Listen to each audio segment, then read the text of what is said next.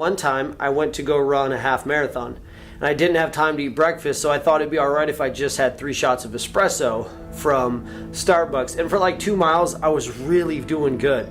And then I just slowly started slowing down to the point where when I got to 5 miles, I actually had to turn around and walk back. You know, coffee's not bad for you. It's actually good for you. It's an antidepressant and it's really healthy, but coffee just doesn't help you run. In the Bible, in Hebrews chapter 12, verses 1 and 2, it says, "Wherefore, seeing we also are compassed about with so great a cloud of witnesses, let us lay aside every weight and the sin which doth so easily beset us, and let us run with patience the race that is set before us, looking unto Jesus, the author and finisher of our faith, who for the joy that was set before him endured the cross, despising the shame, and is set down at the right hand of the throne of God." Get a couple things out of that. I get the fact that the Christian life is meant to be lived on the move. We are intended to be people who are moving forward every day in our life, and we all have our own race to run. But the interesting thing to me was that there's a difference between weights and sins.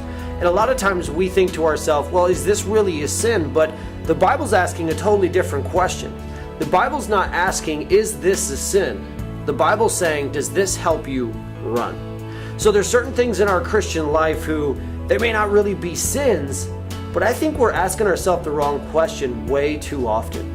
I think we as Christians spend way too much time saying to ourselves, well, is this really wrong, or is this a sin, or is this really all that bad, or should I be doing this? We should be asking ourselves the question, is this helping me run the race that God has for me? Galatians 5 verse 7 says, "You did run well. Who did hinder you?"